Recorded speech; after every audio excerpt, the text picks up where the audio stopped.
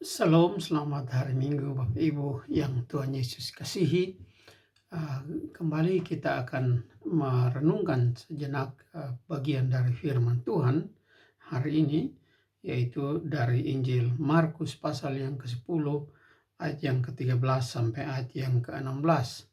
Sebuah cerita yang sangat terkenal tentang Tuhan Yesus memberkati anak-anak. Markus 10 ayat 13 sampai ayat 16. Sebelum kita membaca dan merenungkannya, baiklah kita bersama-sama berdoa, mohon bimbingan Roh Kudus. Bapa di dalam Tuhan Yesus, firman yang hidup itu, kami ingin membaca lagi dan merenungkan lagi firman-Mu. Tapi kami tahu Tuhan bahwa tanpa kuasa Roh Kudus kami tidak akan sanggup bahkan untuk membaca dengan baik, apalagi mengerti dan memahaminya dan hidup sebagaimana yang firman-Mu kehendaki. Oleh sebab itu kami mohon ya Tuhan, Roh Kudus bekerja atas kami semua, supaya kami boleh menerima firman-Mu dengan sukacita dan dikuatkan oleh Roh Kudus untuk hidup sebagaimana firman-Mu. Terpuji nama-Mu ya Bapa, di dalam nama Tuhan Yesus firman hidup itu. Amin. Markus pasal 10 ayat 13 sampai 16 demikian bunyinya. Lalu orang membawa anak-anak kecil kepada Yesus supaya menjamah mereka. Akan tetapi murid-muridnya memarahi orang-orang itu. Ketika Yesus melihat hal itu, ia marah dan berkata kepada mereka, "Biarkan anak-anak itu datang kepadaku. Jangan menghalang-halangi mereka, sebab orang-orang yang seperti itulah yang mempunyai kerajaan Allah. Aku berkata kepadamu, sesungguhnya barang siapa tidak menyambut kerajaan Allah seperti seorang anak kecil, ia tidak akan masuk ke dalamnya." Lalu ia memeluk anak-anak itu dan sambil meletakkan tangannya atas mereka, ia memberkati mereka. Bapak Ibu yang saudara-saudara yang Tuhan Yesus kasihi, kita membaca di sini satu cerita ketika Tuhan Yesus sedang bersama dengan murid-muridnya. Datanglah orang-orang yang diperkirakan oleh para penafsir Alkitab sebagai orang tua, umumnya adalah orang tua dari anak-anak kecil ini. Dalam bahasa aslinya bukan hanya anak kecil, tapi mungkin juga beberapa di antara mereka masih bayi, dibawa kepada Tuhan Yesus. Mereka dibawa kepada Tuhan Yesus, mereka membawa anak-anak mereka kepada Tuhan Yesus dengan maksud supaya Tuhan Yesus menjamah mereka. Artinya mereka memohon Tuhan Yesus memberkati, mendoakan dan memberkati anak-anak ini. Nah, dengan itu kita bisa memahami menurut para penafsir Alkitab bahwa memang saat itu orang-orang ini sudah mengerti, percaya bahwa Yesus ini bukan manusia biasa. Ia punya kuasa yang lain dari semua rabi yang lain. Ia berkuasa untuk memberkati. Bapak Ibu kasih Tuhan sekalian, dan ini sangat penting karena itu berarti orang-orang ini mulai mempunyai iman kepada Tuhan Yesus.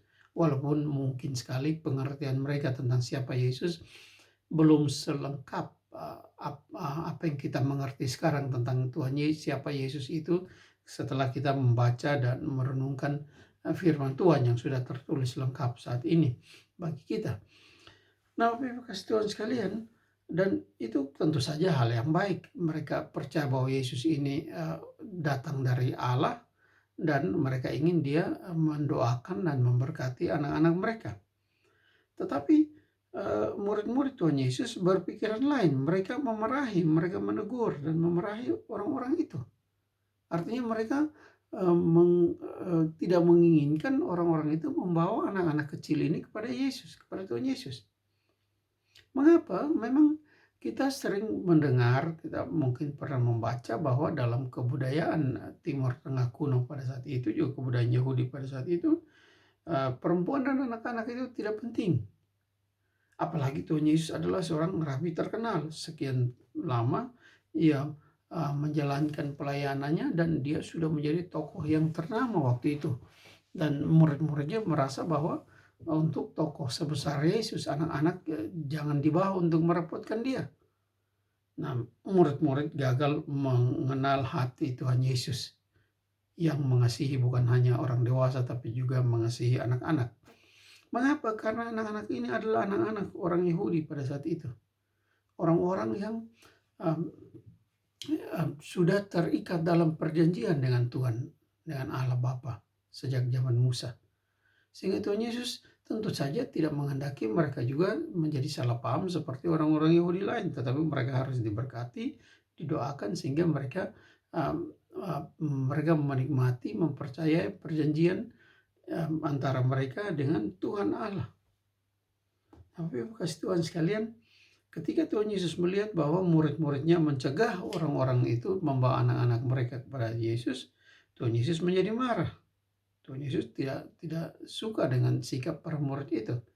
Sebab Tuhan Yesus mengasihi anak-anak. Itu jawabannya mengapa ia marah. Dia tahu bahwa anak-anak bukan para pemain cadangan di dalam kerajaan Allah. Tetapi mereka juga adalah pewaris kerajaan Allah. Anak-anak yang percaya, anak-anak orang percaya yang beriman, yang percaya pada Tuhan juga adalah pewaris kerajaan Allah. Dan Yesus tentu saja adalah Tuhan. Sehingga ia tahu anak-anak mana yang akan tumbuh dan menjadi percaya kepadanya. Bapak Ibu kasih Tuhan sekalian.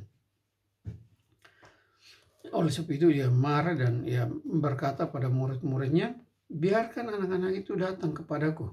Jangan menghalang-halangi mereka sebab orang-orang yang seperti itulah yang mempunyai kerajaan Allah. Kalimat ini, perkataan Tuhan Yesus dalam ayat yang ke-14 ini mengandung paling tidak dua makna yang sangat penting. Yang pertama, Tuhan Yesus berkata, biarkan anak-anak itu datang kepadaku, jangan menghalang-halangi mereka. Artinya Tuhan Yesus tidak ingin anak-anak dihalangi, dicegah dari kedekatan dengannya. Tuhan Yesus ingin anak-anak dekat kepadanya. Tuhan Yesus melarang murid-murid untuk mencegah anak-anak datang kepadanya.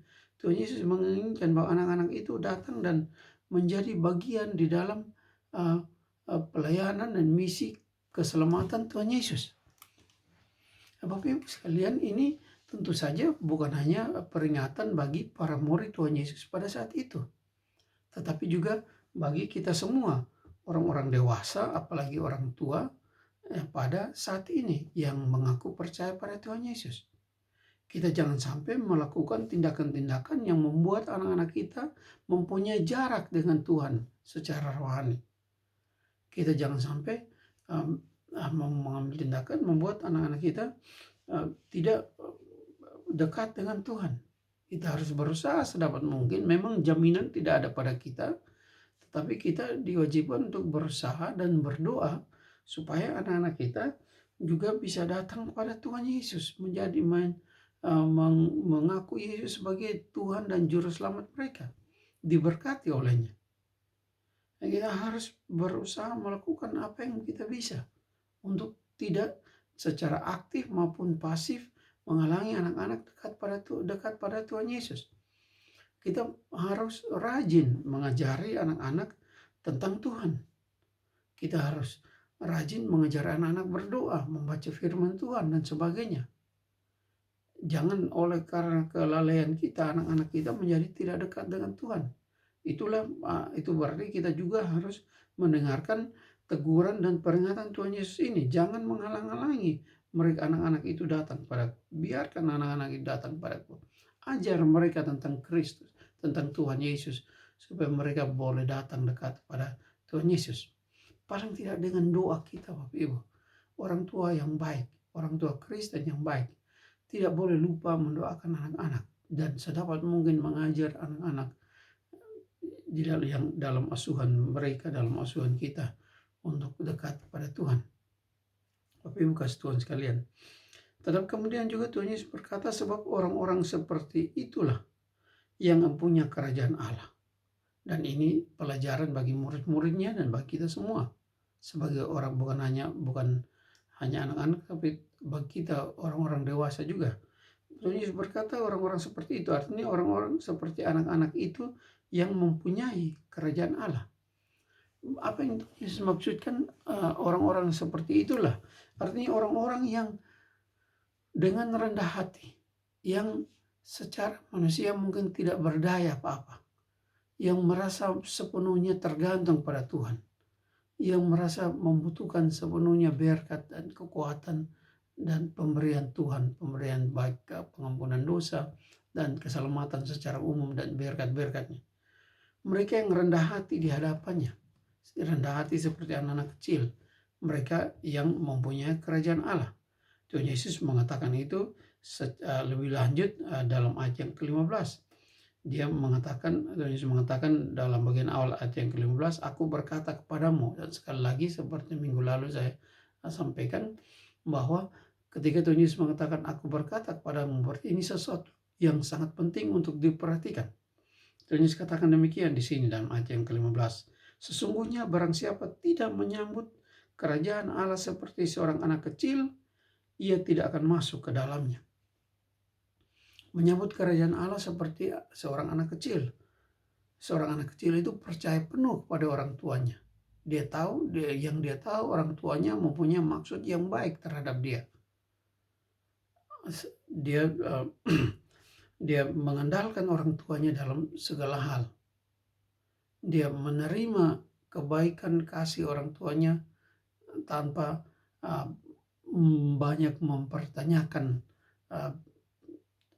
hal-hal yang dia mungkin tidak suka atau sebagainya. Dia bisa mengeluh mungkin sebagai anak kecil, tetapi dia pada dasarnya dia mempercayakan dirinya kepada orang tuanya dan mengikuti dengan penuh kasih dan penuh kerendahan hati. Dan Tuhan Yesus berkata, orang seperti itu, orang yang percaya penuh kepada panggilan Tuhan, orang yang merendahkan diri di hadapan Tuhan, orang yang mengandalkan Tuhan sepenuhnya, yang dengan tulus mempercayakan diri ke dalam tangan Tuhan, mereka yang akan masuk ke dalam kerajaan Allah. Mereka akan masuk ke dalam kerajaan Allah yang kekal, keselamatan kekal di dalam kerajaan Allah. Bapak Ibu kasih Tuhan sekalian, dan ini tentu pelajaran yang sangat penting bagi kita. Saya pernah mendengarkan khotbah dan pelajaran teologi dari beberapa teolog dengan pendidikan teologi yang sangat tinggi, orang-orang bergelar profesor, doktor teologi. Tetapi saya menjadi sangat kagum ketika beberapa di antara mereka, walaupun dengan tingkat pemahaman teologi yang begitu tinggi dan begitu luas, masih mengatakan bahwa apa yang mereka tahu, pengetahuan yang mereka punya, itu tidak ada apa-apanya dibanding dengan besarnya kemuliaan dan kasih Tuhan yang sebenarnya. Dan itu menunjukkan bahwa mereka walaupun dengan pengetahuan teologi yang begitu tinggi, masih datang kepada Tuhan seperti seorang anak kecil yang mengandalkan Tuhan sepenuhnya. Makin tinggi, saya harus mengingatkan Bapak Ibu sekalian bahwa tidak semua orang yang punya pengetahuan teologi yang tinggi itu merasa mereka tahu segala sesuatu. Mereka lalu menjadi tinggi hati dan mereka berpikir bahwa mereka sudah tahu segala sesuatu dan tidak ada lagi kerendahan hati. Tidak demikian. Orang-orang dengan pemahaman teologi yang tepat, yang mengajarkan teologi, misalnya prinsip sola gratia, hanya anugerah, itu mengerti sepenuhnya dan dengan rendah hati, seperti John Calvin dan beberapa yang lain, walaupun pengetahuan teologi mereka dalam kacamata kita orang-orang biasa atau seorang dengan titel teologi yang tidak begitu tinggi seperti saya, pengetahuan teologi mereka luar biasa, tidak terbayangkan bagi kita. Tetapi saya melihat dengan penuh kekaguman bahwa walaupun begitu luas dan dalam pengetahuan mereka, mereka mengaku bahwa mereka hanya dapat percaya sepenuhnya kepada Tuhan. Mereka mengaku bahwa apa yang mereka tahu itu belum ada apa-apanya dibanding kasih, kemurahan, dan kemuliaan Tuhan yang sesungguhnya, yang sangat luas, sangat dalam, sangat tinggi. Bapak Ibu kasih Tuhan sekalian, itu pelajaran bagi kita semua, bahwa kita harus menyambut kerajaan Allah dengan cara demikian. Umpama pun kita, dan memang kita harus mempelajari Alkitab secara lebih dalam, tetapi itu harus membuat kita mengerti betapa luas dan dalamnya kemuliaan dan kasih Allah itu. Sehingga kita mempercayakan diri sepenuhnya, beriman sepenuhnya kepada Tuhan. Mengerti bahwa kita tidak tahu apa-apa di hadapan Tuhan. Kita hanya bisa berserah diri, mengaku, menyambut Dia dengan penuh iman. Dan Dia berkuasa memberikan kita tambahan pengetahuan tentang Dia sejauh yang Dia kehendaki menurut hikmat-Nya. Tetapi yang paling penting ialah kita memasrahkan diri kepada Tuhan. Seperti seorang anak kecil datang kepadanya, mengaku bahwa kita tidak punya apa-apa yang bisa diandalkan, kecuali mempercayakan diri kita bahwa keselamatan kita adalah pemberiannya, anugerahnya, dan satu-satunya andalan kita untuk kehidupan di sini maupun kehidupan di dalam kehidupan yang kekal nanti adalah anugerah Tuhan, anugerah dan kebaikan dan berkat Tuhan semata-mata. Seperti anak-anak kecil ini dibawa dalam keadaan tidak berdaya, dibawa kepada Yesus untuk diberkati olehnya. Dan Yesus memang kemudian memeluk anak-anak itu dalam ayat yang terakhir bacaan kita, ayat 16. Dan sambil meletakkan tangannya atas mereka, ia memberkati mereka, kata penginjil Markus di sini. Tuhan Yesus memang memberkati anak-anak itu yang mengandalkan semata-mata anugerah berkat-Nya, yang tidak merasa mereka memiliki sesuatu yang berharga, yang pantas diandalkan di hadapan Tuhan, tetapi yang dibawa oleh orang tua mereka dan mengandalkan sepenuhnya, mempercayakan diri sepenuhnya, percaya sepenuhnya pada berkat dan anugerah Tuhan. Bapak Ibu kasih Tuhan sekalian, yang terakhir saya ingin mengingatkan bahwa hari ini tanggal 31 Oktober tahun 2021, lebih dari 500 tahun Martin Luther mencetuskan hari reformasi, dan John Calvin melanjutkan dengan mengajarkan pengajaran Alkitab yang memang kemudian disebut sebagai pengajaran reformasi, tetapi sebenarnya lebih baik disebut saja sebagai pengajaran Alkitab. Nah, Bapak Ibu kasih Tuhan, pengajaran firman Tuhan yang murni. Nah, Bapak Ibu kasih Tuhan sekalian, salah satu prinsip reformasi adalah bahwa keselamatan kita semata-mata adalah anugerah Tuhan. Bukan karena kita layak, tetapi karena Tuhan baik. Karena Tuhan mengampuni dan menyelamatkan kita di dalam Kristus. Dan sikap anak-anak kecil ini, Tuhan Yesus benarkan bahwa mereka datang hanya mengandalkan sepenuhnya pada Tuhan. Itu juga harus menjadi sikap kita dalam memperingati hari reformasi ini. Bahwa keselamatan, kebaikan kita di dunia ini dan keselamatan kita dalam hidup kekal nanti tergantung semata-mata di bawah anugerah Tuhan. Datanglah kepada Tuhan Yesus seperti anak-anak kecil ini, mengandalkan Dia sepenuhnya, memasrahkan diri kepada Dia sepenuhnya, percaya sepenuhnya kepadanya. Dan ingat satu hal Bapak Ibu, kalau ada anak-anak kecil yang berada di bawah asuhan kita, tentu terutama sebagai orang tua, tetap juga sebagai om, tante, kakak, adik, dan sebagainya, kakak dan sebagainya. Bimbing anak-anak ini, jangan halangi mereka untuk datang kepada Tuhan dengan kemalasan kita untuk membicarakan firman Tuhan dengan mereka. Bimbing mereka, bicarakan firman Tuhan, berdoa, ajar mereka berdoa, supaya mereka tidak terhalang untuk datang kepada Tuhan. Sebab mereka milik Tuhan, anak-anak orang percaya adalah milik Tuhan. Mereka harus dibawa kepada Tuhan Yesus, sehingga pada waktunya seperti kita semua, atau lebih tepatnya kita seperti mereka, datang pada Yesus, mengandalkan, percaya dan mengandalkan Yesus sepenuhnya, bahwa keselamatan kita adalah semata-mata anugerahnya. Sola Gracia Bapak Ibu sekalian. Tuhan Yesus memberkati. Amin.